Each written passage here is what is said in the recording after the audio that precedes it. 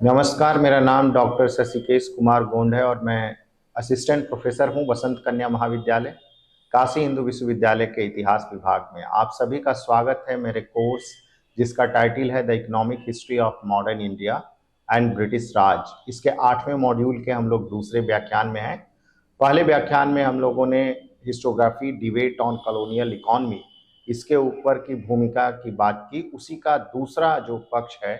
यानी उस व्याख्यान का दूसरा हिस्सा जो हिस्टोग्राफिक डिबेट ऑन कॉलोनियल इकोनॉमी से जुड़ा हुआ है, उस पर हम लोग अभी बात करने वाले हैं। तो पिछले व्याख्यान में मैंने इसके संदर्भ में जो बैकग्राउंड है या कहिए कि उसके संदर्भ की भूमिका वो मैंने बता दी थी कि भारत में अगर देखें औपनिवेशिक इतिहास के संदर्भ में तो जो सबसे ज़्यादा विमर्श के केंद्र में रहा है, उन विमर्श के केंद्र में से एक केंद्र आर्थिक इतिहास का भी है। इसलिए जो हिस्टोग्राफिकल डिबेट रही हैं, चाहे वो औपनिवेशिक काल हो, औपनिवेशिक काल के बाद के हों, या शुरुआती दौर के अर्थशास्त्रियों या उसके बाद के विविध जो इतिहास लेखन के स्कूल बने, उन स्कूलों के अलग अलग इतिहासकारों द्वारा इस पे गहनतापूर्वक सूक्ष्म दृष्टि से विश्लेषण किया गया है। इन्हीं के ऊपर हम लोग बात करने वाले हैं जो 8वें मॉड्यूल का हिस्सा है। और 8वें मॉड्यूल का टाइटल ही शुरू होता है हिस्टोग्राफिक डिबेट ऑन कॉलोनियल इकोनॉमी। तो इसके दूसरे हिस्से में मैं पुनः आप सबका स्वागत करता हूं। तो सबसे पहले तो मैं एक कोट के थ्रू अपनी बात रखना चाहूँगा हिस्टोग्राफिकल डिबेट में। वो कोट ये कहता है, जो अमृत बाजार पत्रिका में छपा है 22 फरवरी 1892 ईस्वी को, जिसके अनुसार कोई भी राष्ट्र एक समय में विजेता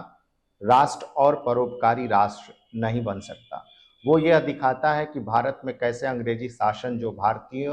भूभाग पे विजय प्राप्त करके स्थापित किया गया था, वो वास्तव में कभी भी भारतीयों के भलाई के लिए सिद्ध नहीं हो सकता। और यही कारण है कि जो अलग अलग अर्थशास्त्रियों ने भारतीय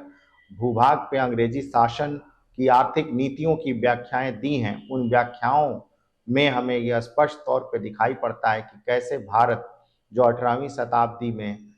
23% विश्व अर्थव्यवस्था में योगदान दे रहा था, उसके बाद धीरे धीरे उसकी अर्थव्यवस्था, उसके देसी उद्योग और भारतीय आत्मनिर्भर ग्रामीण अर्थव्यवस्था का पतन होना शुरू हुआ। और इसके संदर्भ में अलग अलग जो विचार हैं वो हमें दिखेंगे। तो सबसे पहले तो हम यह समझने की कोशिश करते हैं कि हिस्टोग्राफी या इतिहास लेखन क्या है। इसको मैंने इसीलिए इस हिस्से में रखा है ताकि वो विद्यार्थी समझ पाए कि किसको हम कहते हैं। तो इतिहास लेखन का अर्थ अगर हम देखें तो यह देखना है कि इतिहास कैसे लिखा जाता है और कैसे इसका अध्ययन किया जाता है। यह भी फोकस करता है या केंद्रित करता है कि जिसमें विभिन्न इतिहासकारों की व्याख्याओं और दृष्टिकोणों को केंद्र में रख के व्याख्याएं की जाती है। भारत में औपनिवेशिक अर्थव्यवस्था पर जो बहस है वह अलग अलग विद्वानों के बीच वैचारिक मतभेदों को दर्शाती है। यह डिबेट उसके बारे में है। और अगर हम साधारण अर्थों में देखें या इसको समझने की कोशिश करें तो हम पाएंगे कि इतिहास लेखन ऐतिहासिक लेखन का वह अध्ययन है जो यह जांच करता है कि इतिहासकारों ने अतीत को किस प्रकार देखा, उसका विश्लेषण किया और उसका प्रतिनिधित्व किया है, तथा समय के साथ उसमें और कौन कौन सी नई व्याख्याएं जुड़ती चली गई हैं, यह भी इसमें देखा जाता है या इसके अंतर्गत इस पे भी विचार किया जाता है। तो अगर हम देखें वास्तव में इतिहास लेखन के माध्यम से, तो इतिहास के जो अलग अलग दृष्टिकोण हैं, उन दृष्टिकोणों और विमर्शों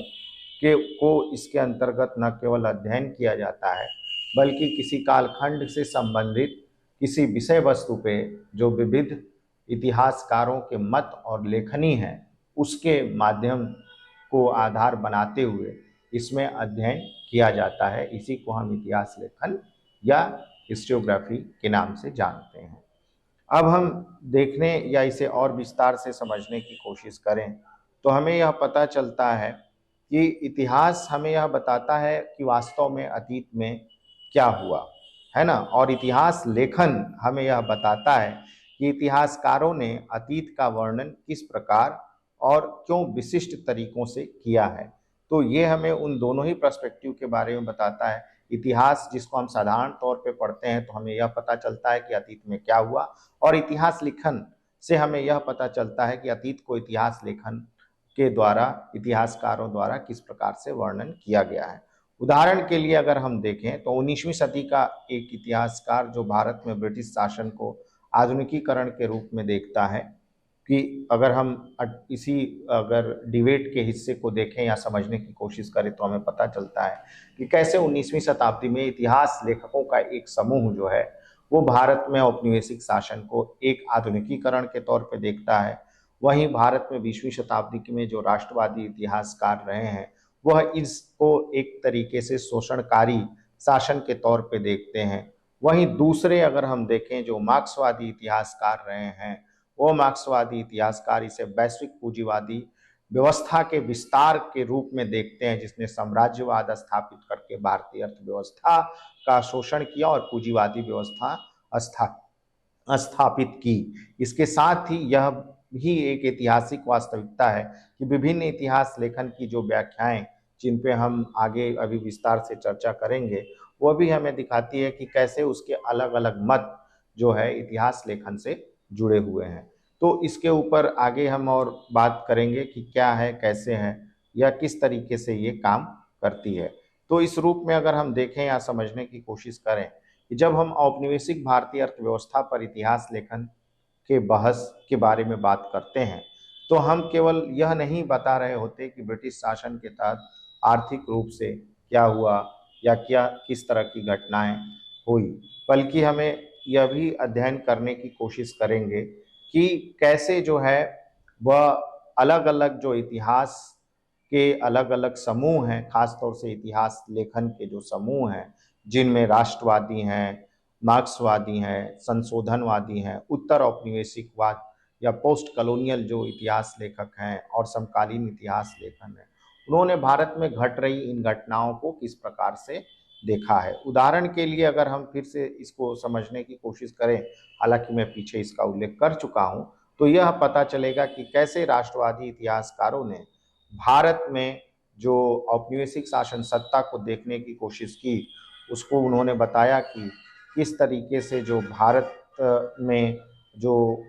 अंग्रेजी शासन था वो भारतीय धन का दोहन कर रहा था, जबकि उसके ठीक विपरीत अगर हम ऊपर के बिंदु को ध्यान में रख के देखें तो हमें यह पता चलेगा कि जो अंग्रेजी शासन व्यवस्था को समर्थन देने वाले लोग हैं, उन लेखकों ने भारत में अंग्रेजी शासन को एक विकासवादी शासन व्यवस्था के तौर पे देखा, जबकि मार्क्सवादी इतिहासकारों ने इसे भारत में पूंजीवादी शोषण में एकीकृत कर एक व्यवस्था के रूप में देखा जिसने पूंजीवादी शोषण को बढ़ाया। जबकि जो संशोधनवादी इतिहासकार हैं, उन इतिहासकारों ने इस रूप में इसे देखने की कोशिश की कि कैसे एक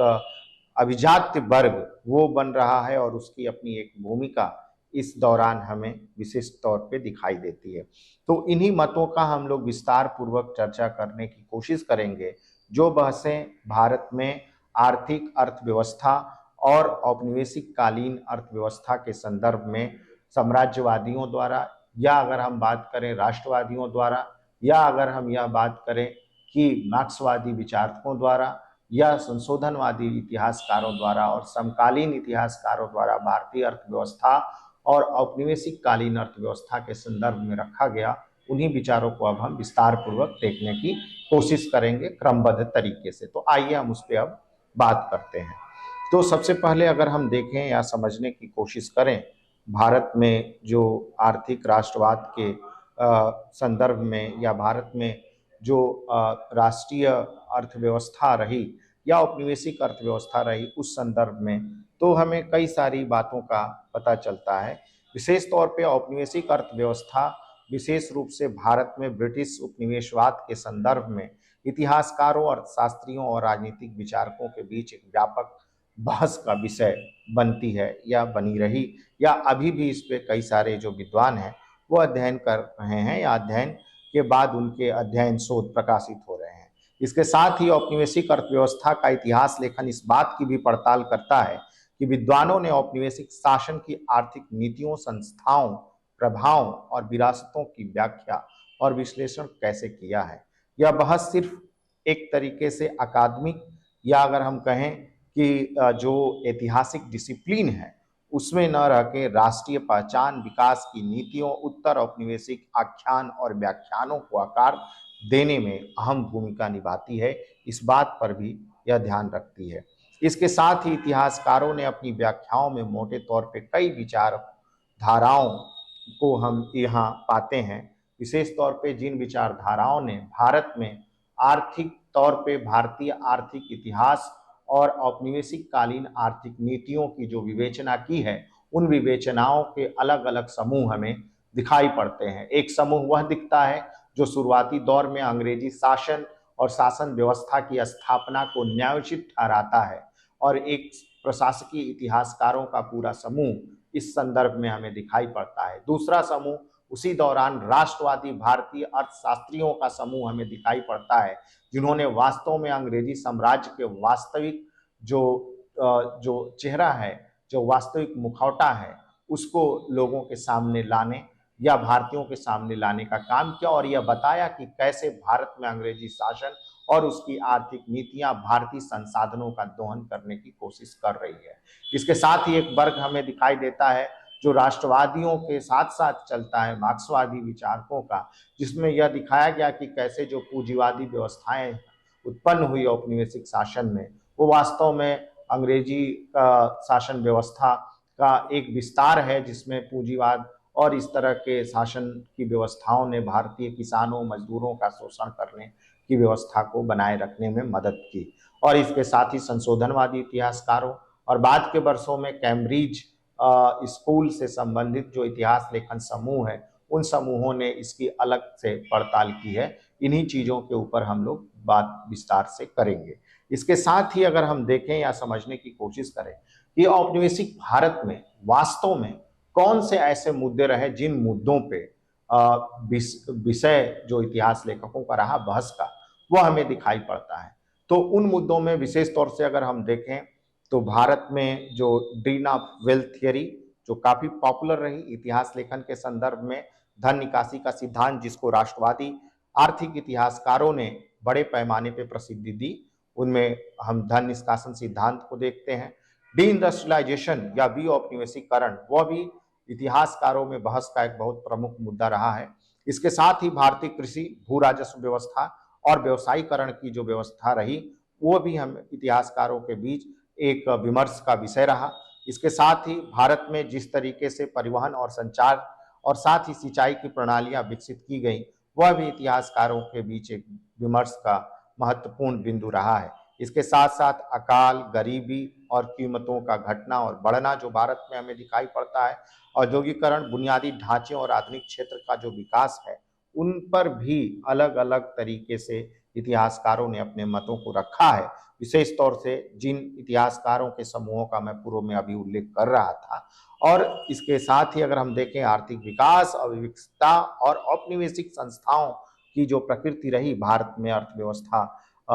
के ऊपर पड़ने वाले उनके प्रभाव के संदर्भ में, उसको भी हमें देखने की जरूरत है। इन्हीं निम्नलिखित बिंदुओं के आलोक में आने वाले जो समय है, उस समय पे हम लोग बात करेंगे कि कैसे भारत में जो आर्थिक विमर्श का विषय रहा, वह भारतीय आर्थिक इतिहास लेखन और चर्चाओं को समझने और उसके केंद्र बिंदु में रहा। इन्हीं को हम मुख्य तौर पे समझने और जानने की कोशिश करेंगे। तो सबसे पहले जो शुरुआती दौर में हमें दिखाई पड़ता है, जो एक पूरा समूह जो भारत में अंग्रेजी शासन को न्यायोचित ठहराने की कोशिश कर रहा है, या ऐसा समूह जो भारत में अंग्रेजी नीतियों और अंग्रेजी शासन की व्याख्याएं कर रहा है, और वह इस तरह की व्याख्याएं थी जो व्याख्याएं भारत में अंग्रेजी शासन को और मजबूत बनाती, या अगर हम कहें अंग्रेजी शासन के शासन करने के तरीके और उसकी नीतियों को न्यायोचित ठहराती। इस तरह के लेखकों का एक पूरा समूह दिखाई पड़ता है। इन लेखकों को हम प्रशासकीय या साम्राज्यवादी लेखकों के समूह के तौर पे देखते या समझने की कोशिश करते हैं, तो वो भी उसका एक महत्वपूर्ण हिस्सा है। तो इस पे जो सबसे पहला जो हमें समूह दिखाई देता है, वह उन्हीं लेखकों का समूह है जो हमें इस रूप में दिखता है, जिनको हम colonial administrative and imperialistic historians के तौर पे जानते हैं। इसमें बहुत सारे ऐसे साम्राज्यवादी या प्रशासकीय लोग दिखेंगे जिन्होंने भारत में अंग्रेजी शासन की व्यवस्थाओं के ऊपर अपने विचारों को स्पष्ट तौर से रखा है। साम्राज्यवादी और प्रशासनिक इतिहासकारों ने भारत में ब्रिटिश उपनिवेशवाद की जो प्रकृति थी, जो परिभाषाएं हैं, औपनिवेशिक नीतियां हैं, रणनीतियां हैं और भारत में आर्थिक विकास के ऊपर व्यापक रूप से चर्चा की है। इसके साथ ही अगर हम देखें तो औपनिवेशिक अर्थव्यवस्था का सबसे जो पहला आकलन अगर किसी समूह ने प्रस्तुत किया तो वह समूह औपनिवेशिक प्रशासकों और उदार इतिहासकारों का हमें दिखाई देता है, जो अंग्रेजी थे और साथ ही जिन्होंने यह भी बताने की कोशिश की कि भारत में ब्रिटिश शासन को एक सभ्यता के मिशन पे है और वह सभ्यता का मिशन है भारत में भारतीयों को सभ्य बनाना, जिसको हम सिविलाइजिंग मिशन के तौर पे जानते हैं और जिसको रुडयार्ड किपलिंग ने अपनी कविता व्हाइट्स मैन बर्डन में स्पष्ट तौर से यह दिखाया है कि कैसे श्वेत लोगों के कंधे के ऊपर ये भार है कि वह अश्वेतों को सभ्य बनाए और भारत में अंग्रेजी शासन वास्तव में भारतीयों को सभ्य बनाने का एक तरीका था और भारत में आर्थिक विकास का भी वह एक मुख्य केंद्र बनता है। ऐसा प्रशासकीय इतिहासकारों और साम्राज्यवादी लेखकों की व्याख्याओं में हमें स्पष्ट तौर पे दिखाई पड़ता है। इसके साथ ही अगर हम यह देखें तो उन्होंने यह भी तर्क दिया कि भारत में अंग्रेजों ने कैसे भारत को आधुनिक बनाने की कोशिश की, विशेष तौर पे पश्चिम आधारित जो संस्थाएं थी उन संस्थाओं के निर्माण के साथ ही और इसके साथ ही साथ अगर हम देखें तो भारत के आधुनिकीकरण के लिए जो तकनीकी हस्तांतरित की गई उन तकनीकी और संस्थाओं ने भारत में व्यापक परिवर्तन लाने की कोशिश की, जिनमें रेलवे है, नई कानून व्यवस्था है जो पश्चिम आधारित था, पश्चिमी शिक्षा और मुक्त व्यापार और साथ ही साथ इस तरह की व्यापारिक तरीके जो भारत में आधुनिक व्यापार और अर्थव्यवस्था के लिए जरूरी हो सकते थे, उन अर्थव्यवस्थाओं को अंग्रेजी शासन ने शुरू किया। वह लेखक अपने लेखनी में इन्हीं विचारों को तर्क देते हैं कि कैसे भारत में आधुनिकीकरण हो रहा है और अंग्रेजी शासन भारत में किसी वरदान से कम नहीं है और भारतीयों को तो अंग्रेजी शासन के प्रति कृतज्ञता होना चाहिए, ऐसा साम्राज्यवादी लेखकों का कहना है। और यह कहते हैं कि कैसे भारत में जो शासन व्यवस्था है वो बिल्कुल सही तरीके से काम कर रही है, क्योंकि यहाँ नई नई चीजें, नई नई संस्थाएं, नई तकनीकी, अभियांत्रिकी और शैक्षिक जो संस्थाएं हैं उनसे जुड़े उन सभी चीजों की स्थापना हो रही है और आधुनिक बाजार व्यवस्थाओं का निर्माण अंग्रेजी प्रशासकों द्वारा किया जा रहा है। तो यह भी उन्होंने अपने लेखनी में तर्क देने की कोशिश की। लेकिन पश्चिम लेखक जो साम्राज्यवादी लेखक हैं, अगर हम उनको ध्यानपूर्वक देखें या समझने की कोशिश करें तो उन्होंने इस तर्क को बिल्कुल भी नहीं स्वीकार किया है और न ही इस ओर ध्यान देने की कोशिश की है कि कैसे जो अंग्रेजी शासन व्यवस्था थी वो भारत में शोषण का या भारतीय संसाधनों के शोषण का काम कर रही है। भारत में औद्योगिकरण को वो नहीं ले आने की कोशिश कर रही है और लेकिन एक साथ ही यह भी उन्होंने बहुत ही मजेदार किस्म का तर्क दिया है और यह बताते हैं कि जहां दुनिया में बड़े पैमाने पे औद्योगिकरण हो रहा है, भारत में वह औद्योगिकरण नहीं हो पा रहा है क्योंकि भारतीय खुद अंग्रेजी शासन और उसके द्वारा जो निर्मित व्यवस्थाएं हैं उन व्यवस्थाओं का लाभ नहीं उठा पा रहे हैं। इसलिए इन विचारकों का तर्क है कि भारत में जो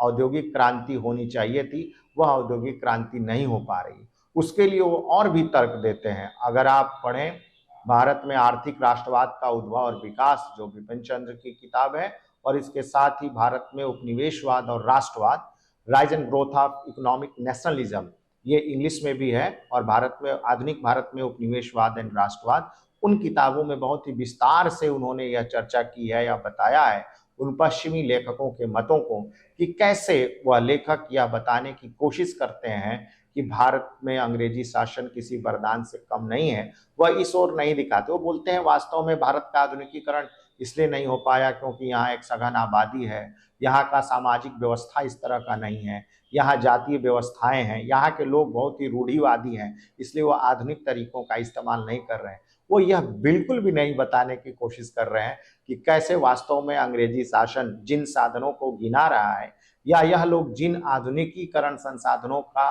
नाम ले रहे हैं वो सभी आधुनिक संसाधन वास्तव में अंग्रेजी शासन अपनी सेवा भारत पे अपने शासन के नियंत्रण, भारत में अपने व्यापार के विस्तार और इन सभी चीजों को बनाए रखने के लिए उपयोग में लाएगा या ला रहा था। तो इस तरह से अगर हम देखें तो जो पश्चिमी लेखक हैं उनके द्वारा जो तर्क दिए गए वो वास्तव में भारत में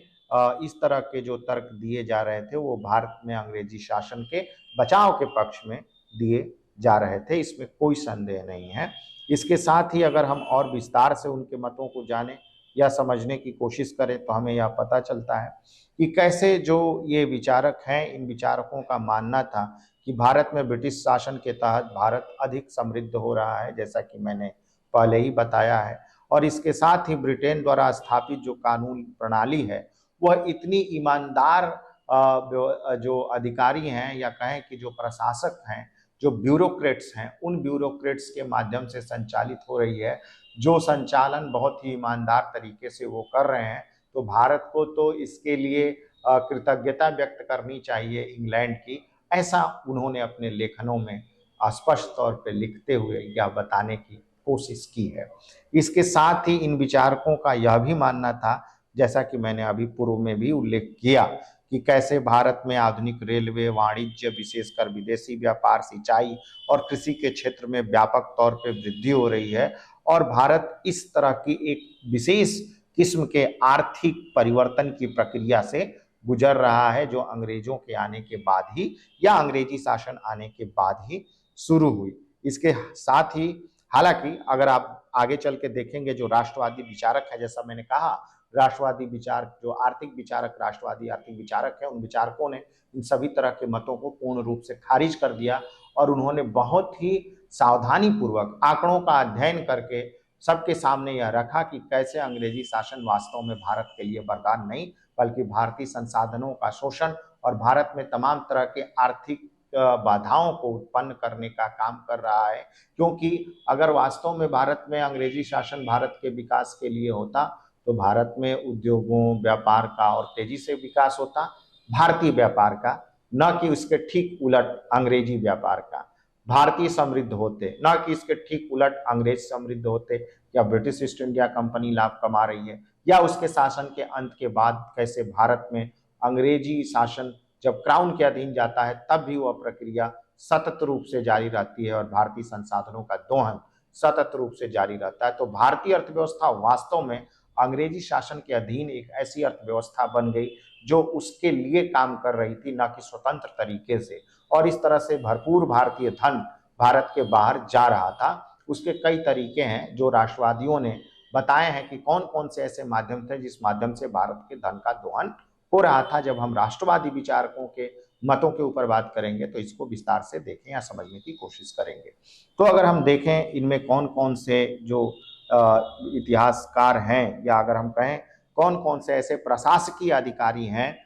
जो इस विषय की ओर अपना ध्यान आकृष्ट करा रहे हैं। यही कारण है कि अगर आप देखें कि भारत में राष्ट्रवादियों ने एक तर्क दिया कि इन सब चीज़ों के कारण भारत को लाभ नहीं मिल रहा है अंग्रेजी शासन के द्वारा, तो भारत में ऐसे शासन का होना न के बराबर चाहिए और इसलिए भारत में अंग्रेजी शासन को उखाड़ फेंकना अति आवश्यक है। उन्होंने इस तर्क को बहुत ही गहराई के साथ बताया है या समझाने की कोशिश की है। तो अगर हम देखें इस तरह के विचारकों में जो विचारक भारत में अंग्रेजी शासन को न्यायोचित ठहरा रहे थे या सही बता रहे थे, उन विचारकों में प्रमुख तौर पे जो हमें दिखाई देते हैं प्रशासकीय इतिहासकार, उनमें जॉन और रिचर्ड स्ट्रेची जो प्रमुख तौर पे दिखते हैं। इसके अलावा थॉमस मैकलिन वो भी प्रमुख तौर पे दिखाई देते हैं। इसके अलावा लॉर्ड कर्जन उन प्रमुख व्याख्याताओं में से एक है। जॉर्ज कैंपबेल उनमें से प्रमुख व्याख्याताओं में से एक है। टी मॉरिसन प्रमुख व्याख्याताओं में से एक है। जेम्स मिल वो प्रमुख व्याख्याताओं में से एक है। डब्ल्यू हंटर जिनकी किताबें या जिनके लेखन ने भारत में अंग्रेजी साम्राज्यवाद के चरित्र का भरपूर पोषण किया और बताया कि कैसे एक लाभकारी शक्ति के रूप में भारत में जो अंग्रेजी शासन है वो काम कर रहा था। ब्रिटिश शासन पाश्चात्य रंगकुशता को समाप्त करते हुए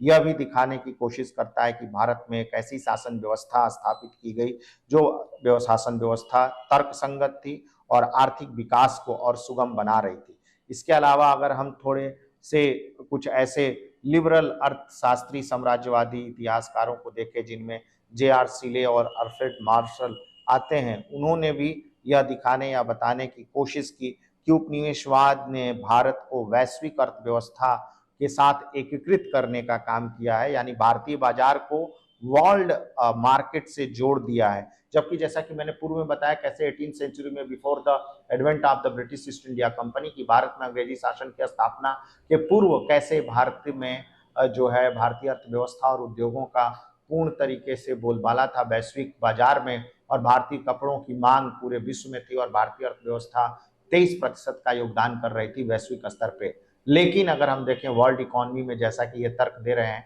वह वास्तव में यह बताने या समझाने की कोशिश कर रहे हैं कि ये सारी चीजें जो है वो अंग्रेजी शासन के आने के साथ शुरू हो रही है। वो उन्हीं पक्षों पर ज्यादा ध्यान केंद्रित कर रहे हैं जो भारत में अंग्रेजी शासन उन अलग अलग तरीकों को विकसित कर रहा है, जो तरीके वास्तव में तो शोषण के तरीके बने, बल्कि यह दिखा रहे हैं जो अंग्रेजी प्रशासकीय इतिहासकार हैं कि वो शोषण के नहीं बल्कि भारत में आर्थिक परिवर्तन का एक मूल्य केंद्र है। तो उस रूप में भी वो दिखाने की कोशिश कर रहे हैं। इन विचारकों की आलोचना करने का जो काम है या इन विचारकों को वास्तव में इनको जो है एक्सपोज करने की कोशिश की या इनका जो पर्दाफाश किया, वह पर्दाफाश करने की कोशिश जो है भारतीय राष्ट्रवादी विचारकों के द्वारा किया गया। तो इसके लिए अगर हम देखें जो राष्ट्रवादी विचारकों का समूह है, उस राष्ट्रवादी विचारकों के समूह का जो सबसे महत्वपूर्ण पक्ष था वो यह था कि कैसे अंग्रेजी शासन के द्वारा इस तरह का तंत्र विकसित किया गया है, यानी कि सिस्टम डेवलप किया गया है जो तंत्र भारत में आर्थिक शोषण का काम करेगा। जैसे विपिन चंद्र की किताब आधुनिक भारत का इतिहास, हिस्ट्री ऑफ मॉडर्न इंडिया में जो ओरिएंट ब्लैक स्वान से पब्लिश्ड है, जॉन सुल्विन का एग्जाम्पल देते हैं और वह बताते हैं कि कैसे इंग्लिश जो सिस्टम है, जो भारत में अंग्रेजी व्यवस्था है, वह स्पंज की तरह काम करती है और गंगा के तटों से अच्छी चीज़ों को सूख के टेम्स नदी के तटों पर निचोड़ देती है, यानी कि भारत का धन वैभव कैसे बाहर जा रहा है। तो जो भारत में राष्ट्रवादियों का तर्क था, उस तर्क का जो प्रमुख हिस्सा था वह तर्क था कैसे भारत में जो धन का निष्कासन है वो हो रहा है। तो 19वीं और 20वीं शताब्दी की शुरुआत में जो भारतीय राष्ट्रवादी आर्थिक विचारक थे, उन विचारकों ने एक तरीके से साम्राज्यवादी विचारकों के विरुद्ध, या अगर हम कहें उनके तर्कों के विरुद्ध जो अपने तर्क गढ़े या जिन उन तर्कों का जो उन्होंने काउंटर नैरेटिव किया, उन तर्कों को उन्होंने अपने लेखनों में शामिल किया और भारत में वास्तव में उपनिवेशवाद के असली चेहरे को उन्होंने सबके सामने लाया और बताया कि कैसे उपनिवेशवादी ये चेहरा भारत में दरिद्रता या गरीबी को बढ़ाने का एक मुख्य साधन है। राष्ट्रवादियों द्वारा व्यक्त किए गए विचार और तर्क केवल कल्पना पे आधारित नहीं थे, उन्होंने केवल कपोल कल्पना नहीं की थी, बल्कि यह भी बताया कि कैसे ब्रिटिश सरकार की आर्थिक नीतियां इसके लिए जिम्मेदार है, उसका उन्होंने विश्लेषण किया। भारतीय राष्ट्रवादियों ने यह भी तर्क दिया कि भारत की जो दरिद्रता थी उसका सबसे बड़ा मुख्य कारण यही था कि भारत से इंग्लैंड बड़े पैमाने पे जो धन का दोहन है वो किया जा रहा था। जैसे अगर हम देखें जो ब्रिटिश फाइनेंशियल पॉलिसी है, जो वित्तीय नीति है, इसी मॉड्यूल में मैं आगे उसकी व्याख्या करूंगा, उसमें हम लोग देखेंगे कि कैसे अलग अलग तरह के जो मद थे उनके ऊपर खर्च किया जा रहा था, वह पैसे जो भारत के बाहर जा रहे थे। वास्तव में जितने भी तंत्र हैं वो भारत में विकसित किए गए इस तरीके से, जो कि भारतीयों के पैसे से ही अंग्रेज भारतीयों का ही शोषण करते हुए अपने लिए लाभ कमा रहे थे। और वो जैसे कि भारत में काम करने वाले अंग्रेजी अधिकारी, उनके ऊपर पैसा खर्च किया जा रहा था। भारतीय मामलों को जो लोग इंग्लैंड में बैठ के देख रहे थे उनको भारतीय पैसे से सैलरी दी जा रही थी, पेंशन दी जा रही थी, यानी वेतन और पेंशन उन दोनों का भुगतान भारत कर रहा था। भारत में जितने भी निर्माण कार्य किए जा रहे थे उस पर खर्च भारतीय पैसों से का ही किया जा रहा था, उसमें अंग्रेजों का निवेश नहीं था। लेकिन उन नई सुविधाओं के विकास में, जैसे रेलवे के आने के साथ बड़े पैमाने पे जो भारत में ट्रांसपोर्ट या संचार की सुविधा का विकास हुआ, यातायात की सुविधा का विकास हुआ, उस पर खर्च तो भारतीय पैसा किया गया भारत भूमि पे, लेकिन उसका लाभ कौन ले रहा है? अंग्रेज ले रहे हैं। कैसे? जैसे भारत के दूर दराज के बाजारों तक उनके सामान पहुंच रहे हैं, भारत के दूर दराज के कृषि उत्पादों को वो समुद्र तटों तक लाके अपने औद्योगिक मिलों की ओर वो ले जा रहे हैं, चाहे वो सूती हो, नील हो या कपास हो, या अगर हम बात करें कि अफीम है वो, या जो गन्ने के बने हुए उत्पाद हैं वो, अनाज बड़े पैमाने पे इंग्लैंड जा रहे थे, जिससे उसका लाभ इंग्लैंड को मिल रहा था। तो भारतीय पैसे से भारतीयों का ही शोषण, भारत में नए तरह के विकास के माध्यम से अंग्रेज अपने लिए धन बना रहे थे। एक प्रमुख इतिहासकार हैं सब्यसाची भट्टाचार्य, उन्होंने अपनी किताब भारत के आर्थिक इतिहास में यह बताया है कि यह प्रक्रिया कुछ उस तरह से काम कर रही थी जैसे मछली के तेल में मछली को भूनना, कि आप कोई मछली ले आए, उसका तेल निकालें और फिर उसी तेल में उस मछली को फ्राई कर दीजिए या भून दीजिए। तो वह किस तरह की प्रक्रिया हुई कि उसमें आपका तो कुछ नहीं लगा, लेकिन लाभ सीधे सीधे आपको मिलेगा। आपकी क्षुधा शांत होगी, आपकी भूख शांत होगी। अंग्रेजी सरकार की जो भूख थी वह धन और से और अधिक कमाने की थी, भारतीय संसाधनों पर नियंत्रण की थी, भारत में कृषि व्यवस्थाओं के माध्यम से आय प्राप्त करने की थी। राष्ट्रवादी इन्हीं चीज़ों को अपनी लेखनी में बता रहे थे और वास्तविकता से तरीके से वो इसका विश्लेषण करते हुए यह चर्चा कर रहे थे कि कैसे भारत में ब्रिटिश शासन आर्थिक दृष्टि से इतना बड़ा हानिकारक है और इसका एकमात्र उद्देश्य सीधा सीधा भारत को नुकसान पहुंचाना है। और इसमें कोई संदेह नहीं है कि भारत में औपनिवेशिक काल के दौरान जो परिवर्तन हुए वो मौलिक तौर पे तो परिवर्तन हुए, लेकिन उसका लाभ भारत को नहीं मिला। राष्ट्रवादी लेखकों ने समकालीन औपनिवेशिक सिद्धांतों और उनके विकास की नीतियों की आलोचनात्मक जांच की और वैज्ञानिक दृष्टिकोण के आधार पर उपनिवेशवाद का स्पष्ट और व्यापक तरीके से एक विश्लेषण प्रस्तुत किया और बताया आंकड़ों के माध्यम से कि कैसे ब्रिटिश शासन भारतीय अर्थव्यवस्था के लिए एक हानिकारक तत्व के रूप में काम कर रहा था। और इसमें एक जो बड़े शुरुआती दौर के अर्थशास्त्री थे वह थे दादा भाई नौरोजी, जो भारतीय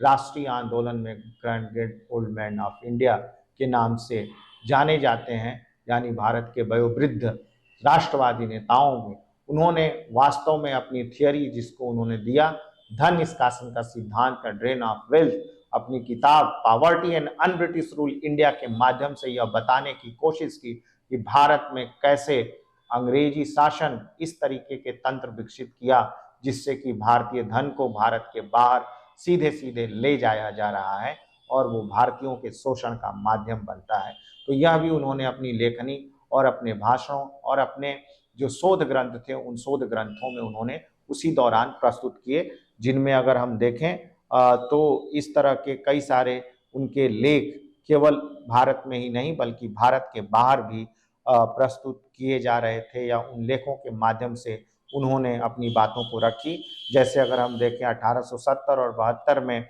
उन्होंने जो है लंदन में जो लंदन समिति थी, लंदन कला समिति, उसके समक्ष उन्होंने भारत में अंग्रेजी शासन के आर्थिक दोहन के ऊपर जो अपना लेख था वह लिखा। Wants and means of India and on the commerce of India नामक जो उनके दो लेख थे, जो उन लेखों को, उन निबंधों को उन्होंने वहाँ प्रस्तुत किया। दूसरे जो बड़े आर्थिक विचारक माने गए जिन्होंने राष्ट्रवादी विचारधारा के तौर पे जिन्हें हम देखते हैं वो आरसी दत्त हमें दिखाई देते हैं, जिनकी पुस्तक का नाम है economic history of India. Economic history of India में आरसी दत्त ने अपने किताब के माध्यम से यह बताने की कोशिश की कि कैसे भारत में बड़े पैमाने पे अंग्रेजी शासन शोषण का काम कर रहा है, और इसमें कोई दो राय नहीं कि वह शोषण धन के निष्कासन से संबंधित है। और उनके इस सिद्धांत को समर्थन एमजी रनाडे ने किया है, और एमजी रनाडे की जो पुस्तक है एसे ऑन इंडियन इकोनॉमी,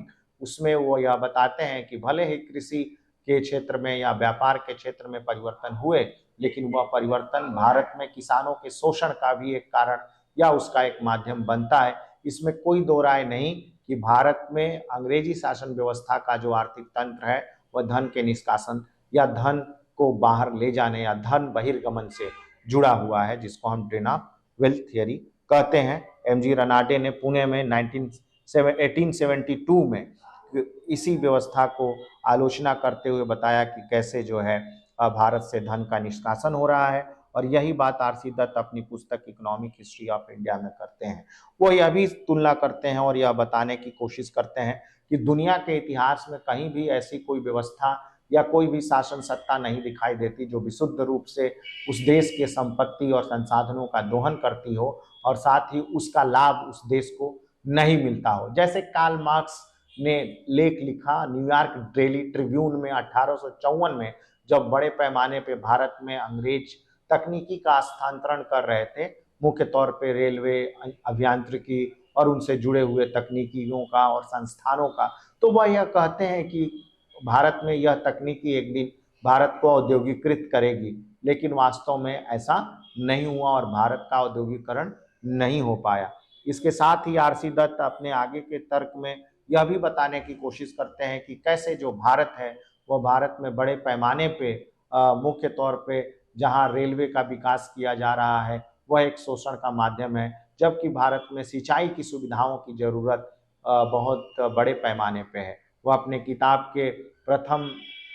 उनकी किताब कुल 2 वॉल्यूम में है, प्रथम और द्वितीय वॉल्यूम, उनमें भी इन चीज़ों का जिक्र करते हैं और यह बताते हैं तुलनात्मक तौर पे कि कैसे सिंचाई व्यवस्थाओं के विकास पे ज़्यादा ध्यान देना चाहिए था सरकार को, लेकिन सरकार का खर्च करने वाले मद में वो आंकड़ों सहित यह बताने की कोशिश करते हैं कि सरकार धीरे धीरे रेलवे पे खर्च तो बढ़ा रही है, लेकिन दूसरे तरफ वो अपने बजट का हिस्सा जो भारत में कृषि और सिंचाई के सुविधा के विकास के लिए होना चाहिए था, उस मद धीरे धीरे कम होता चला गया। तो वह भी एक बहुत महत्वपूर्ण है। और दूसरे आर्थिक इतिहासकारों में हम देखते हैं जीवी जोशी, जीएस अय्यर, जवाहरलाल नेहरू, इन सब ने यह माना कि कैसे भारत में अंग्रेजी आर्थिक नीतियां भारत में जो आर्थिक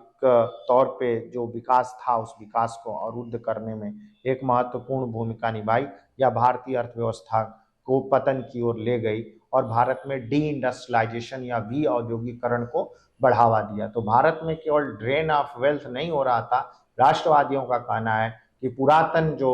व्यवस्था थी जो वी औद्योगिकरण का, वो भी औद्योगिकरण अंग्रेजी शासन की नीतियों के माध्यम से हुआ, जिसमें देसी उद्योग पतन की ओर चले गए। आरसी दत्त भी इस चीज के लिए एक तरीके से अंग्रेजी सरकार को जिम्मेदार ठहराते हैं कि कैसे भारतीय किसानों की दरिद्रता, औपनिवेशिक भूमि नीतियों और विशेष रूप से अस्थायी बंदोबस्त को दोषी ठहराते हुए वो बताने की कोशिश करते हैं कि उच्च दरों पे जो सरकार भू बंदोबस्त या भू व्यवस्थाएं के माध्यम से जो किसानों से कर वसूल रहा है, वो वास्तव में भारतीय किसानों में दरिद्रता और उनकी ऋणग्रस्तता और भूमि को उपजाऊ करने की जगह भारत में अकाल को और ज्यादा बढ़ावा दे रहा है। राष्ट्रवादियों ने केवल भारत में पारंपरिक औद्योगिक प्रणाली के पतन के कारण ब्रिटिश सरकार की आलोचना नहीं की। अगर आप वास्तव में इसको देखें तो वह यह भी देख रहे हैं कि उनकी जगह जो नए किस्म के संसाधन विकसित होने चाहिए थे या आधुनिक औद्योगिकरण होना चाहिए था, वह आधुनिक औद्योगिकरण नहीं हुआ।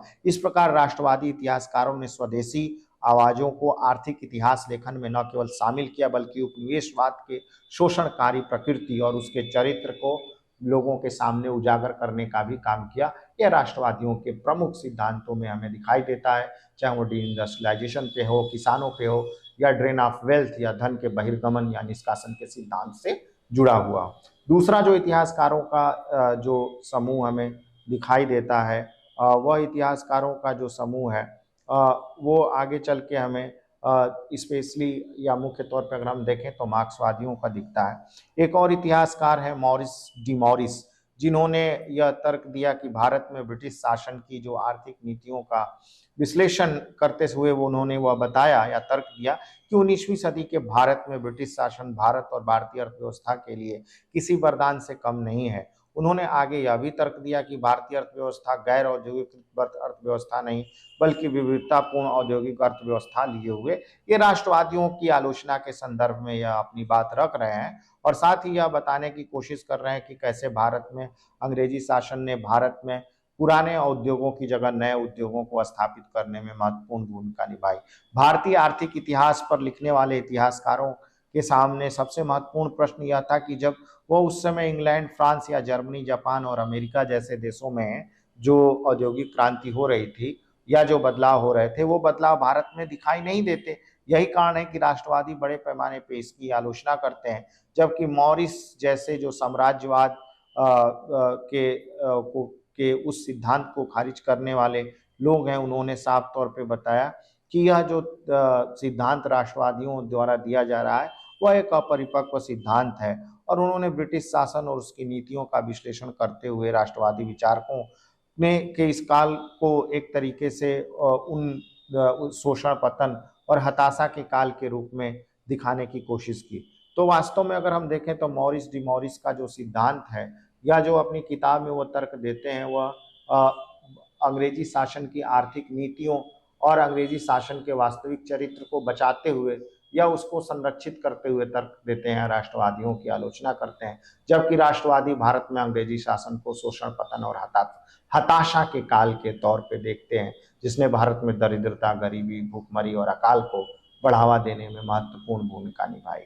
इसके साथ ही ब्रिटिश शासन की आर्थिक, औद्योगिक और कृषि नीतियों के कारण जो भारत में जो किसानों का शोषण था, उस शोषण के विषय में एक जो बड़े मार्क्सवादी आर्थिक विचारक हैं, आर.पी. दत्त, उन्होंने अपनी पुस्तक इंडिया टुडे में इसे विस्तार से वर्णन किया है। तो जो इतिहासकारों के समूह का दूसरा सबसे बड़ा लेखन हमें दिखाई देता है, जिन्होंने उत्पादन पद्धति के सिद्धांत पर अपने बहस को रखा, वो मार्क्सवादी इतिहासकारों का रहा है। मार्क्सवादी इतिहासकारों में रजनी पाम दत्त, अमिया कुमार बागची, इरफान हबीब, विपिन चंद्रा जो राष्ट्रवादी मार्क्सवादी हैं, उन्होंने इस पे अपने सिद्धांतों को बहुत ही गहराई पूर्वक विश्लेषण किया है अपनी पुस्तकों में। जैसा कि मैं अभी जिक्र कर रहा था विपिन चंद्र की किताब या रजनी पाम दत्त की पुस्तकें, कि कैसे उन पुस्तकों ने भारत में उपनिवेशवाद के जो चरित्र है, स्पेशली इन्होंने अपने जो लेखन है, उस लेखन में भारत में जो वर्ग आधारित शोषण हुआ है, उस शोषण का वो विस्तार पूर्वक अपने लेखनी का में जगह दी है। मार्क्सवादी राष्ट्रवादी इतिहासकारों में रजनी पाम दत्त ने तर्क दिया कि ब्रिटिश उपनिवेशवाद ने आत्मनिर्भर भारतीय ग्रामीण अर्थव्यवस्था को पूरी तरीके से नष्ट कर दिया और भारतीय उत्पादन को ब्रिटिश पूंजीवाद की आवश्यकताओं के अधीन लाकर खड़ा कर दिया है। इसके साथ ही मार्क्सवादी विद्वानों के बीच जो मुख्य बहस का मुद्दा था, वो था मोड ऑफ प्रोडक्शन, या अगर हम इसे कहें तो उत्पादन पद्धति के ऊपर केंद्रित था, जिसमें क्या औपनिवेशिक भारत सामंती, अर्ध सामंती या पूंजीवादी था। इरफान हबीब का तर्क था कि मुगल अर्थव्यवस्था में पूंजीवाद और मौद्रीकरण के तत्व मौजूद थे, जबकि उपनिवेशवादी भारतीय अर्थव्यवस्था में एक अधिक शोषणकारी व्यवस्था की ओर वापसी का प्रतिनिधित्व करते हुए हमें साफ तौर पे दिखाई पड़ती है। तो मार्क्सवादी बोलते हैं कि जो उत्पादन पद्धति है अंग्रेजी काल में, वो वास्तव में इस तरह से कुछ निर्मित की गई अंग्रेजी नीति निर्माताओं द्वारा, जिन्होंने भारत में सामंतवाद को न केवल बढ़ाया बल्कि इसके साथ ही किसानों और वर्गों के अलग अलग शोषण का वो माध्यम बनी। अमिया कुमार बागची जो एक प्रमुख आर्थिक इतिहासकार हैं मार्क्सवादी, और इसके साथ ही उत्साह पटनायक, इन्होंने मुख्य जो बिंदु थे उस पर प्रकाश डालते हुए कहा है कि उपनिवेशवाद ने भारत में एक तो विऔद्योगिकरण को जन्म दिया, विशेष रूप से हथकरघा उद्योगों का जो पतन हुआ, तथा भारत की जो परंपरागत कृषि आधारित अर्थव्यवस्था थी, उस अर्थव्यवस्था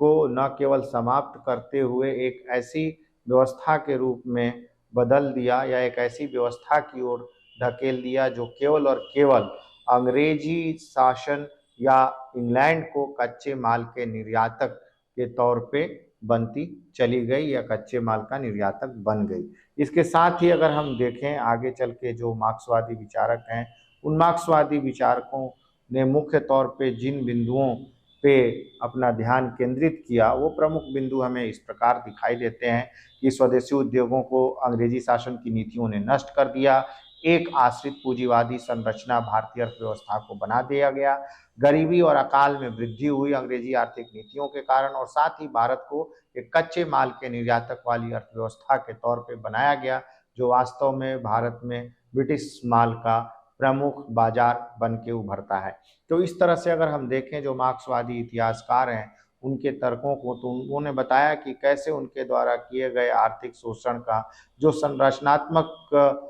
या संरचना जो खड़ा किया गया, उसका संरचनात्मक विश्लेषण करते हुए इन्होंने वैचारिक तौर पे अपनी बातों को रखा और बताया कि कैसे स्वदेशी और क्षेत्रीय विविधता को कम आंकने के लिए और इसके साथ ही इन चीज़ों को अंग्रेजी शासन ने और ज़्यादा एक तरीके से दोहन करने का काम किया। हालांकि इनके अगर हम आलोचना के पक्ष में देखें तो इन्होंने इनकी आलोचना करने वालों का कहना है कि इन्होंने विविधता को कम करके आका और साथ ही क्षेत्रीय और स्वदेशी जो उत्पाद थे उन उत्पादों को कम करके देखने की कोशिश की। इस प्रकार अगर हम देखें तो सबसे लंबे समय से चली आ रही जो अर्थव्यवस्था और औपनिवेशिक अर्थव्यवस्था के संदर्भ में जो एक बहस है कि क्या भारत में उपनिवेशवाद कपड़ा उद्योग के पतन का मुख्य कारण था, भारत और में राष्ट्रवादी और मार्क्सवादी जो इतिहासकार हैं उन्होंने इसके विनाश के लिए मुख्य तौर पे अंग्रेजी आर्थिक नीतियों को ही जिम्मेदार ठहराया और बताया कि कैसे जो है यह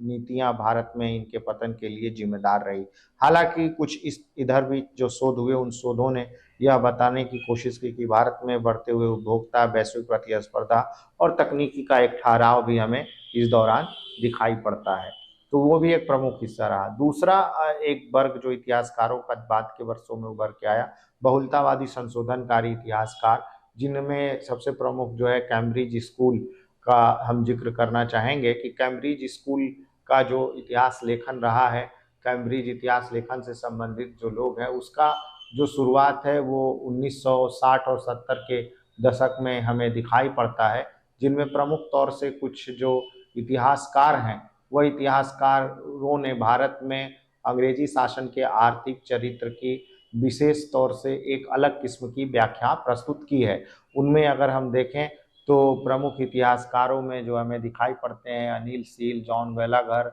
इसके अलावा गॉर्डन जॉनसन और डेविड वॉसबोर्न के रूप में हमें वो दिखते हैं, जिनमें हमें यह दिखाई देता है कि कैसे उन्होंने राष्ट्रवादी और मार्क्सवादियों के जो विचार हैं वह इसको खारिज कर दिया और ये बताया कि किस तरीके से भारत में जो एक राजनीतिक संरक्षण था, स्थानीय सत्ता संरचनाओं और पूर्व औपनिवेशिक काल में जो रंग और औपनिवेशिक प्रणालियों के बीच निरंतरता जो थी वह जो है बनी हुई थी, या उसके ऊपर उन्होंने जोर दिया। इनका यह तर्क था कि भारत में जो भारतीय अभिजात वर्ग है उनके आपसी लाभ के लिए अंग्रेजों के साथ सहयोग किया और अर्थव्यवस्था के संदर्भ में क्षेत्रीय आर्थिक विविधताओं और सामाजिक गतिशीलता और स्वदेशी संस्थाओं की अनुकूलता पे उन्होंने ज़्यादा ध्यान केंद्रित किया। इसके साथ ही उन्होंने इस बात पर भी विचार किया या सवाल उठाया कि उपनिवेशवाद ने जो स्वदेशी उद्यम है अगर उनको पूरी तरह से नष्ट कर दिया तो भारत में जो स्वदेशी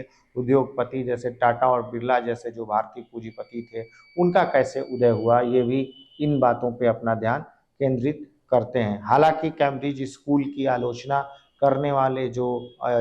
विचारक हैं उनका कहना है कि यह एक तरीके से भारत में उपनिवेशवादी संरचना को संरक्षण देता हुआ दिखाई देता है और यह दिखाता है कि कैसे कि भारत में औपनिवेशिक शासन भारतीयों के लिए सही साबित था। यह भी कुछ उसी तरह की बात करता है। यह नहीं बताता कि कैसे भारत में अंग्रेजी शासन के आने की वजह से भारत का जो औद्योगिकरण है वो नहीं हुआ, कैसे भारत में अकाल पड़ रहे थे, बड़े पैमाने पे जो है उसका जो है दोहन और शोषण हो रहा था। इन चीज़ों को जो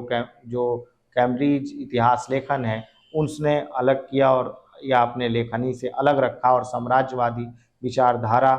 की जो आलोचना थी उन आलोचनाओं में इन्होंने अपने लेखन में साम्राज्यवादी नीतियों को शामिल नहीं किया। इसके साथ जो स्वतंत्रता के बाद हमें मुख्य तौर पे जो एक नया इतिहास लेखन समूह दिखाई देता है जो भारत में स्वतंत्रता के बाद दिखता है वह है सबाल्टर्न स्टडीज या उपाश्रयी इतिहास लेखन। इसमें अलग अलग इतिहासकार हैं जिन्होंने मुख्य तौर पे उन लोगों को अपने लेखन में शामिल किया जो अब तक राष्ट्रवादियों, मार्क्सवादियों और अलग अलग तरह के जो इतिहास लेखन के समूह हैं उन इतिहास लेखन के समूहों से छूट गए थे। मुख्य तौर पे इनके प्रमुख विचारकों में पार्थ चटर्जी, रणजीत गुहा और इसके साथ ही दीपेश चक्रवर्ती, उन तमाम विद्वानों ने जिनमें सुमित सरकार को भी हम रख सकते हैं, उन लोगों ने यह दिखाने की कोशिश की कि कैसे जो मुख्य तौर पे जो एक विशेष तौर से अगर हम आइडेंटिटी या अस्मितात्मक संरचनाएं हैं उनको ध्यान में न रखते हुए इस तरह के लोगों को सीधा सीधा इतिहास लेखन में शामिल नहीं किया गया जो हाशिए पे खड़े रहे। विशेष तौर से उनमें उन्होंने जो है किसानों, आदिवासियों, महिलाओं या ऐसे जो हाशिया पे खड़े हुए समूहों का जिक्र करते हैं जिनको इतिहास से उपेक्षित रखा गया। तो एक तरीके से निम्न वर्गीय इतिहास लेखन से संबंधित समूह था जिन्होंने उनके लिए इतिहास लेखन किया या उनके संदर्भ में इतिहास लेखन के जो विचार थे उसको प्रस्तुत किया और इन्होंने इतिहास को नीचे से ऊपर की ओर देखने की कोशिश की, यानी हिस्ट्री फ्रॉम बिलो, जो मुख्य पॉपुलर तर्क था, जिसमें पार्थिव चटर्जी ने विकास के पश्चिमी श्रेणियों को अपनाने के लिए राष्ट्रवादी अर्थशास्त्रियों की आलोचना की और बताया कि कैसे औपनिवेशिक ढांचों से बाहर मौजूद जो स्वदेशी राजनीतिक और आर्थिक कल्पनाएं थी उन कल्पनाओं को तर्क नहीं दिया गया है, उनको तर्क के साथ रखा जाने की आवश्यकता थी। उन्होंने इस बात पर प्रकाश डाला कि कैसे औपनिवेशिक आर्थिक नीतियां जाति, लिंग और स्थानीय सत्ता द्वारा नियंत्रित होती रहीं और उन्होंने यह भी दर्शाया कि कैसे किसानों का औपनिवेशिक कराधान और व्यवसायीकरण का विरोध किया और इसके बावजूद भी उनका शोषण जारी रहा। और इस तरह से अगर हम देखें तो उन्होंने इन चीज़ों को विशेष तौर से अपने लेखन में शामिल किया, जिसमें भौतिक विश्लेषण के साथ साथ सांस्कृतिक पहचान और उनके प्रतिनिधित्व, उन सभी तरह के प्रतिनिधित्वों को अपने लेखन का हिस्सा बनाया। तो एक तरीके से जो उपाश्रय इतिहासकार हैं या उपाश्रय इतिहास लेखन समूह हैं, इन्होंने भारत में जो औपनिवेशिक काल का आर्थिक चरित्र था उसकी व्याख्या करते हुए उन लोगों को अपने इतिहास लेखन के साथ जोड़ा जो लोग मुख्य तौर पे राष्ट्रवादियों द्वारा या अगर हम कहें मार्क्सवादी विचारकों के द्वारा छोड़ दिए गए थे, उनको शामिल किया और सांस्कृतिक पहचान, क्षेत्रीय अस्मिता और उनके साथ जुड़े हुए उन पहचानों की भी अपने इतिहास लेखन में शामिल किया और बताया कि कैसे औपनिवेशिक शासन से ये भी प्रभावित होते रहे और आर्थिक नीतियों ने इनके ऊपर गहरा प्रभाव डाला। तो इसमें इन्होंने विस्तार पूर्वक बताने की कोशिश की। इसके साथ ही वर्तमान समय में भी कई सारे ऐसे विचारक थे, उन विचारकों ने अध्ययन किया है भारत की औपनिवेशिक अर्थव्यवस्था पे, जिनको हम समकालीन या वैश्विक स्तर पे देख सकते हैं, जिन्होंने खास तौर से इतिहास अध्ययन करने के संदर्भ में औपनिवेशिक काल का भारत में गणितीय सिद्धांतों का प्रयोग किया औपनिवेशिक कालीन इतिहास को अध्ययन करने के लिए। तो इतिहास में जब हम आर्थिक इतिहास में गणितीय सिद्धांतों के प्रयोग या उससे संबंधित संरचनाओं की बात करते हैं तो उसको विशेष तौर से एक टर्म के द्वारा व्याख्या किया जाता है, वो टर्म क्लियोमेट्रिक्स कहलाता है, जो एक ग्रीक शब्द से आता है, यानी इतिहास में गणितीय सिद्धांतों के प्रयोग से। हाल के वर्षों में जो आर्थिक इतिहासकार रहे हैं, खासकर एंगल मैडिसन, तीर्थंकर रॉय और लतिका चौधरी जैसे लोगों ने अपने पुराने बहसों को फिर से पुनर्विचारित करते हुए मात्रात्मक आंकड़ों का इस्तेमाल किया और जीडीपी के अनुमानों और व्यापारिक आंकड़ों, साक्षरता दर, औद्योगिक उत्पादन और इन तमाम माध्यमों के आधार पर उपनिवेशकालीन अर्थव्यवस्थाओं का बड़े पैमाने पे विश्लेषण किया है गणितीय सिद्धांतों का आधार लेते हुए, जिसमें तीर्थंकर राय का तर्क है कि यद्यपि उपनिवेशवाद जो शोषणकारी व्यवस्था थी, लेकिन इसने आधुनिक आर्थिक विकास के लिए कुछ परिस्थितियां भी पैदा की। वो मानते हैं कि भारत में जो औपनिवेशिक शासन व्यवस्था है, वो औपनिवेशिक शासन व्यवस्था ने नई चीजों को भारत में ले आया। जैसे मुख्य तौर पे वो बताते हैं कि कैसे कानूनी सुधार महत्वपूर्ण है, रेलवे का आना है और साथ ही ऐसे वित्तीय संस्थाओं का बनाया जाना है जो अंग्रेजों के आने के साथ भारत में शुरू हुई। उन्होंने अपनी किताब जो इसका नाम है traditional industry in the economy of colonial India में विशेष तौर से इसका उल्लेख करते हुए बताने की कोशिश की है कि कैसे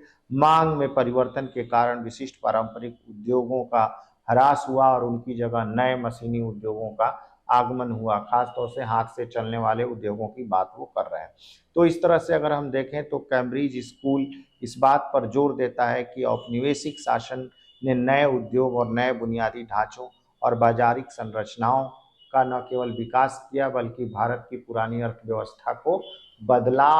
लाने या उसको बदलने में एक महत्वपूर्ण भूमिका निभाई। लेकिन अगर हम वास्तव में देखें इन तमाम तर्कों के बावजूद तो समय समय पर पड़ने वाले अकाल, भारत की गरीबी, भारतीय अर्थव्यवस्था का औद्योगिकरण न होना या भारत में जिस तरीके की अंग्रेजी कर नीतियां रहीं, उन कर नीतियों ने इन तमाम चीज़ों या इन तमाम नीतियों या इन तमाम तर्कों को जो दिया गया बाद के वर्षों में अलग अलग इतिहासकारों द्वारा, उनको एक तरीके से कहीं ना कहीं अगर हम देखें तो गलत साबित करती हैं इस संदर्भ में कि भारत एक गरीब देश बना रहा 200 साल के अंग्रेजी शासन में, जिसमें भारतीयों को और भारत जैसे संसाधन संपन्न देश का शोषण होता रहा। और 1943 ईस्वी में जो भारत में पड़ने वाला अकाल था बंगाल में, वो इसका जीता जागता प्रमाण है कि कैसे 47 से ठीक पहले वो बड़ा अकाल था, जिसके लिए अंग्रेजी शासन व्यवस्था जो है वो ठीक तरीके से कार्य करती नहीं रही। तो वो भी हमें इस रूप में दिखाई देता है। एक प्रमुख और इतिहासकार हैं जिनका नाम है लतिका चौधरी। उन्होंने औपनिवेशिक शासन के तहत भारत में शिक्षा और वित्त का विश्लेषण किया है, जिसमें दिखाया है कि कैसे स्थानीय संस्थाओं ने साम्राज्यवादी बाधाओं के बावजूद भी अनुकूल कार्य किया, और कभी कभी जो है इनका जो विकास है वह इस रूप में नए तरीके से होता रहा। इसके साथ अगर हम देखें भारत में जो विमर्श का विषय रहा औपनिवेशिक कालीन अर्थव्यवस्था का, उसमें रेलवे उनमें से एक रही। रेलवे की भूमिका भूमिका पर काफ़ी बहस होती रही। प्रमुख जो बहसकर्ताओं में से एक थे, उनका नाम डैलियन थार्नर है। उन्होंने तर्क दिया कि रेलवे ने संसाधनों के दोहन और सैनिकों की आवाजाही को कैसे सुगम बनाया और औपनिवेशिक हितों की पूर्ति की। दूर दराज के बाजारों तक भारत में जो है उसको जोड़ा, और साथ ही साथ डोनाल्ड हार्न और डेविड हाफ ने भारत में शहरीकरण और बाजार के एकीकरण के लिए रेलवे को एक सकारात्मक तौर पे दिखाया है या बताने की कोशिश की है। तो रेलवे एक तरफ तो शोषण का माध्यम रही, और साथ ही अंग्रेजी अर्थव्यवस्था और अंग्रेजी औपनिवेशिक शासन सत्ता की पोषक के रूप में काम किया, संवाहक के रूप में काम किया। लेकिन आगे चल के राष्ट्रीय आंदोलन में भी रेलवे का एक महत्वपूर्ण योगदान हमें दिखाई पड़ता है। तो भारत में ट्रांसपोर्ट और कम्युनिकेशन सिस्टम भी भारतीय आर्थिक व्यवस्था में विचार विमर्श का एक प्रमुख केंद्र बिंदु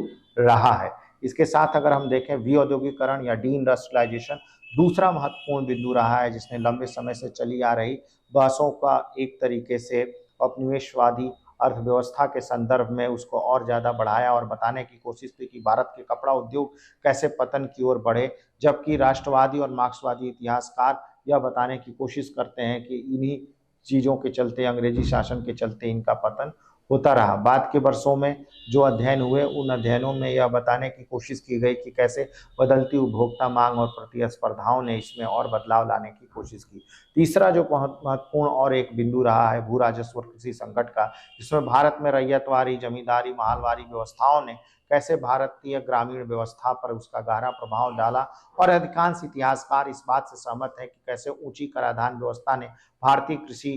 और भारतीय किसानों का न केवल शोषण किया, बल्कि दूसरी तरफ भारतीय किसान और भारतीय फसलों का व्यवसायीकरण हुआ, और इसके साथ ही साथ उनके अंदर विपन्नता और ऋणग्रस्तता, अकाल जैसी परिस्थितियां हैं वो बढ़ती चली गई। और कैम्ब्रिज और उत्तर औपनिवेशिक विद्वानों ने किसानों को दूसरी तरफ यह बताने की कोशिश की कि उनके पीड़ित होने का एक ज़्यादा कारण यह रहा कि वो निष्क्रिय रहे, लेकिन वास्तव में ऐसा हमें नहीं दिखाई देता, क्योंकि भारत में किसानों का जिस तरीके से शोषण किया गया भूमि व्यवस्थाओं के चलते, और भारत में अंग्रेजी प्रशासकों ने मजबूर किया किसानों को कैश क्राफ्ट या नकदी फसलों के उत्पादन ने उनसे किसानों को और ज़्यादा गरीबी की ओर ढकेल दिया और भारत में भूखमरी और विपन्नता की ओर ले गया। ये एक प्रमुख मुद्दे के तौर पे हमें दिखाई पड़ता है। इसके साथ ही अगर हम देखें भारत में जो अकाल जो था उसका एक प्रमुख कारण हमें अंग्रेजी आर्थिक नीतियाँ ही दिखाई पड़ती है। विशेष तौर से अगर हम देखें, अमर्त्य सेन ने इस पे बड़े पैमाने पे अध्ययन किया है, खासतौर से 1876 से लेके 1983 माफ कीजिएगा 43 तक जो बंगाल में अकाल पड़े, वो बड़े पैमाने पे अंग्रेजों की आर्थिक और राजनीतिक जो नीतियां थी उन नीतियों का ही परिणाम हमें दिखाई देता है। अमर्त्य सेन ने अपने सिद्धांत के माध्यम से यह बताने की कोशिश की और यह तर्क दिया कि कैसे भूखमरी का जो एक बड़ा कारण था वह भोजन की कमी नहीं था, बल्कि यह था कि भोजन तक लोगों की जो पहुंच थी वह नहीं हो पा रही थी। क्यों? क्योंकि लोगों की जो क्रय शक्ति थी या खरीदने की क्षमता थी, वह खरीदने की क्षमता समाप्त हो चुकी थी। लेकिन अगर हम इसको वास्तव में इस रूप में देखें तो क्रय शक्ति क्यों खत्म हुई? क्रय शक्ति के खत्म होने के पीछे कारण यही है कि अंग्रेजी शासन व्यवस्था में ना तो रोजगार के नए अवसर बने और ना ही, चूंकि बड़ा एक क्षेत्र था कृषि, कृषि का विकास हुआ। कृषि का विकास न होने के चलते भारत में किसान गरीब होते गए, भारत की बड़ी आबादी उसी पर निर्भर थी। तो जो बाजार था, जो किसान था और जो भारतीय उत्पादन व्यवस्था थी, उसके पतन ने भारतीयों में गरीबी और दरिद्रता को लाने में एक महत्वपूर्ण भूमिका निभाई। जो राष्ट्रवादियों का तर्क था और यह बताते हैं कि कैसे वो भारत में शोषण का माध्यम बनती है। इस तरह अगर हम अंततः देखें तो औपनिवेशिक अर्थव्यवस्था का जो इतिहासकालीन लेखन है वह शोषण, परोपकार और सरल द्वंद्व से विकसित होते हुए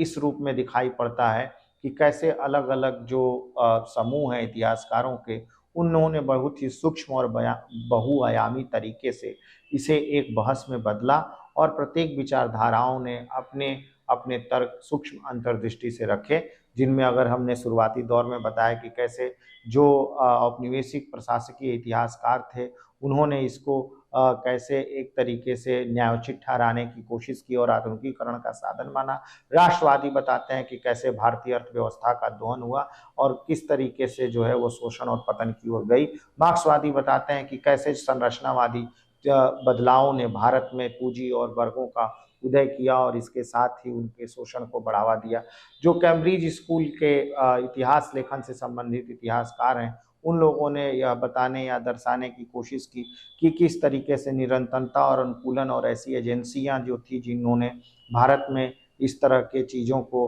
नए पैमाने पे बढ़ाने पे जोर दिया। दूसरी तरफ अगर हम देखें तो जो सबाल्टन या उपाश्रयी इतिहास लेखक हैं उन लोगों को आवाज़ दी जो एक तरीके से हाशिए पे खड़े थे, उनकी पहचान को उजागर किया। समकालीन इतिहासकारों ने जो है गणितीय गणनाओं के आधार पे या डेटा के माध्यम से संशोधन आधार पे यह बताया कि कैसे जो वैश्विक व्यवस्था थी और जो उस दौरान की औपनिवेशिक व्यवस्था थी, उन दोनों का तुलनात्मक अध्ययन उन गणितीय व्यवस्थाओं के माध्यम से किया है। तो इस तरीके से हम देखते हैं कि भारतीय औपनिवेशिक जो अर्थव्यवस्था है, उस अर्थव्यवस्था पे विभिन्न इतिहासकारों, लेखकों, राष्ट्रवादियों के जो लेखन है, उन्होंने औपनिवेशिक आर्थिक नीतियों और उनसे संबंधित जो विविध आयामों हैं उनके ऊपर उन्होंने व्याख्या किया है। बहुत बहुत धन्यवाद। नमस्कार। Thank you.